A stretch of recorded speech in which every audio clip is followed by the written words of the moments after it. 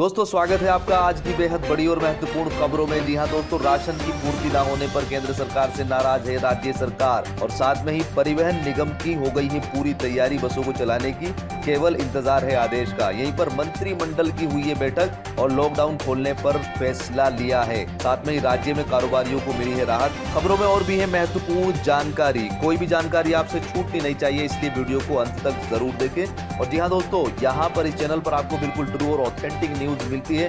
अगर आपने अभी तक भी चैनल को सब्सक्राइब नहीं किया है तो सब्सक्राइब कर लीजिएगा। जो नीचे आपको लाल रंग का सब्सक्राइब बटन दिख रहा है उसे आप दबाकर सफेद बना दीजिएगा और साथ में दोस्तों उसके बराबर में घंटी भी आपको दिख रही है, उसको भी दबा दीजिएगा। इससे क्या होगा कि अगर कोई भी सरकार आदेश पारित करती है वो सबसे पहले आपके पास पहुंच जाएगा। दोस्तों यहाँ पर सबसे पहली खबर निकल कर आ रही है उत्तर प्रदेश से। जी हाँ दोस्तों, मुख्यमंत्री योगी आदित्यनाथ ने यहाँ पर किसानों को दी है राहत। मुख्यमंत्री योगी आदित्यनाथ ने पश्चिम उत्तर प्रदेश व अन्य क्षेत्रों में रविवार को हुई बेमौसम बारिश से प्रभावित किसानों की फसलों के नुकसान का आकलन कराकर सहायता उपलब्ध कराने के निर्देश दे दिए हैं। उन्होंने बिजली गिरने से जान गंवाने वाले परिजनों को 4 लाख रुपए की मदद देने का भी ऐलान किया है। प्रदेश के कई क्षेत्रों में रविवार को बारिश हुई है। मुख्यमंत्री ने जिलाधिकारियों को निर्देशित किया है कि कृषि विभाग के साथ मिलकर फसलों के नुकसान का आकलन किया जाए और किसानों को तत्काल सहायता उपलब्ध कराई जाए और साथ में ही बिजली गिरने के कारण जन हानि की घटनाओं के बारे में पीड़ितों को आर्थिक सहायता उपलब्ध कराने के भी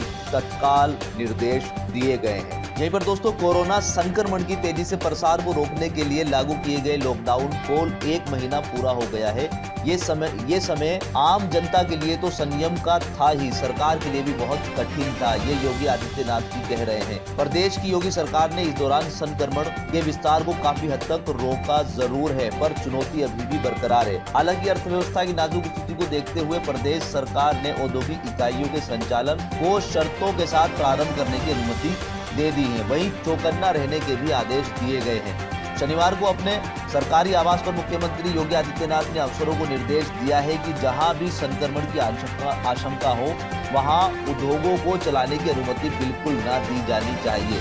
प्रदेश में कोरोना के मरीजों की संख्या अब तक 1820 पहुंच गई है, जिसमें से करीब 27 लोगों की मौत हो चुकी है। यहीं पर दोस्तों अगली खबर निकल कर आ रही है उत्तराखंड से। जी हाँ दोस्तों, उत्तराखंड सरकार ने लॉकडाउन में जो राहत दी थी उसको वापस ले लिया है। जी हाँ दोस्तों, उत्तराखंड सरकार ने प्रदेश के सुरक्षित 9 जिलों में दी गई राहत वापस ले ली है।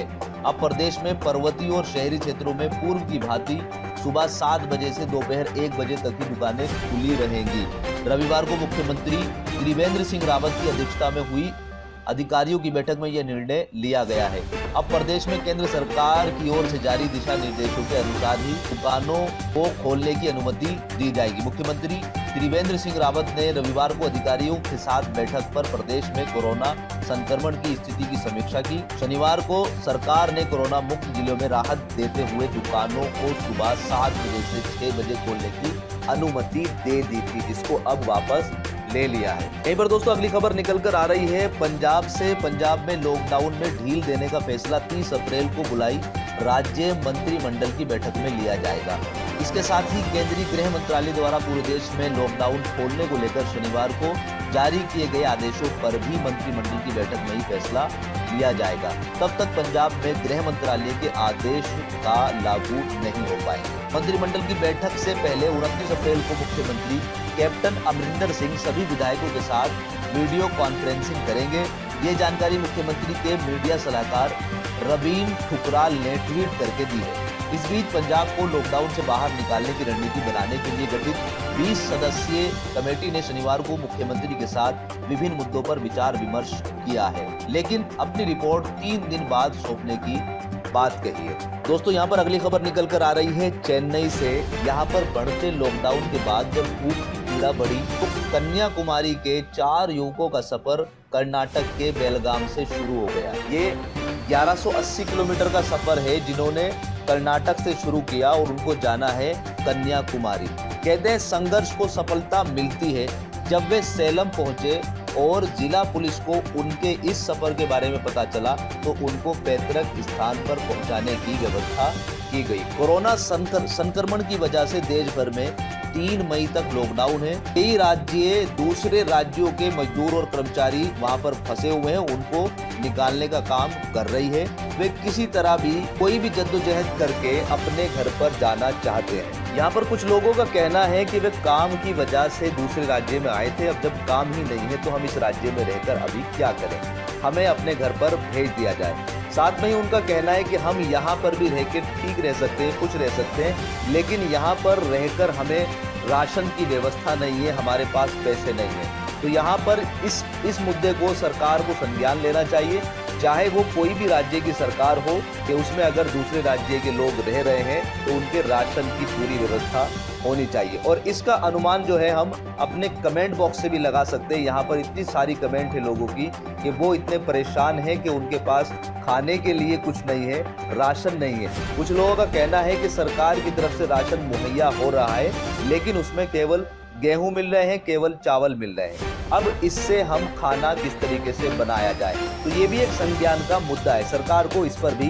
ध्यान देना चाहिए, चाहे वो किसी भी राज्य की सरकार हो, उसको एक बार इसकी जांच जरूर करानी चाहिए। यहीं पर दोस्तों अगली खबर निकल कर आ रही है हिमाचल प्रदेश से। हिमाचल प्रदेश में परिवहन सेवाएं शुरू करने के लिए निगम ने अपनी पूरी तैयारी कर ली है। परिवहन मंत्री गोविंद ठाकुर ने निगम प्रबंधक को निर्देश दिया है कि वह चालकों और परिचालकों के साथ बराबर संपर्क बनाए रहें, ताकि लॉकडाउन बहाल होने की स्थिति में बसों की आवाजाही शुरू हो सके।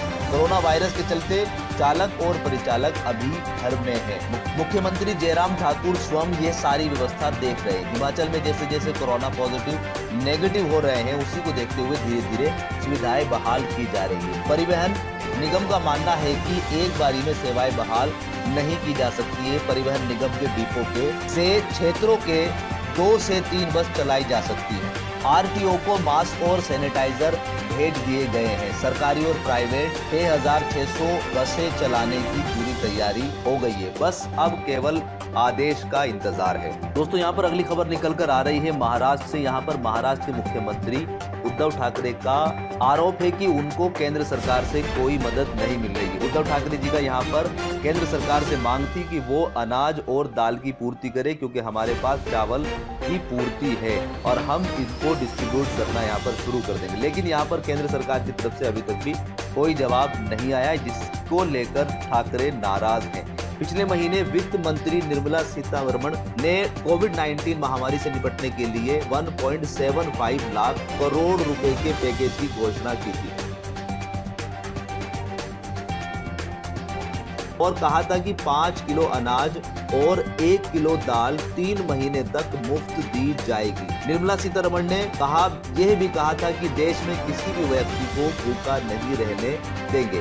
वित्त मंत्री की बातों की तरफ इशारा करते हुए उद्धव ठाकरे जी ने कहा है कि हमारे पास अभी तक अनाज की पूर्ति नहीं हुई है। इसके साथ ही ठाकरे ने केंद्रीय मंत्री नितिन गडकरी की तारीफ भी की। उन्होंने कहा कि मैं गडकरी जी का धन्यवाद देना चाहूंगा। उन्होंने कहा था कि चुनाव आते जाते रहते हैं, कभी लोग सत्ता में रहते हैं तो कभी बाहर चले जाते हैं, लेकिन अगर हम लोगों को खोते हैं तो वे कभी वापस नहीं आते, इसलिए हमें राजनीति नहीं करनी चाहिए। इसलिए मैं गडकरी जी का धन्यवाद देना चाहूंगा। महाराष्ट्र के मुख्यमंत्री ने कहा है कि हमारा और केंद्र का रिश्ता बहुत अच्छा है, लेकिन कुछ लोग अभी भी राजनीति कर रहे हैं। यहीं पर दोस्तों अगली खबर निकल कर आ रही है दिल्ली से। दिल्ली के मुख्यमंत्री अरविंद केजरीवाल ने वीडियो कॉन्फ्रेंस के जरिए दिल्ली वासियों को संबोधित किया। कोरोना वायरस पर चर्चा करते हुए उन्होंने कहा कि पिछले रविवार को हमने लॉकडाउन जारी रखने पर चर्चा की थी, इसमें किसी तरह की रियायत नहीं दिए जाने का फैसला लिया गया था।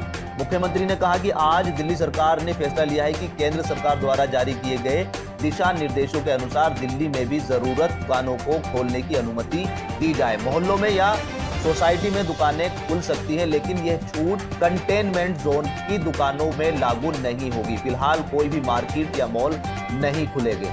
तो दोस्तों यह थी आज की कुछ मुख्य खबरें। उम्मीद करता हूं कि आपको वीडियो पसंद आई होगी। वीडियो पसंद आई तो लाइक कीजिएगा, दोस्तों के साथ शेयर कीजिएगा और अभी तक भी अगर चैनल को सब्सक्राइब नहीं किया है तो उसको सब्सक्राइब कर लीजिएगा। और इसी के साथ में अपना ख्याल रखिएगा, सोशल डिस्टेंसिंग रखिएगा और साथ में ही अपने आसपास जो गरीब लोग हैं उनका भी ख्याल रखिएगा। God bless you. Thank you.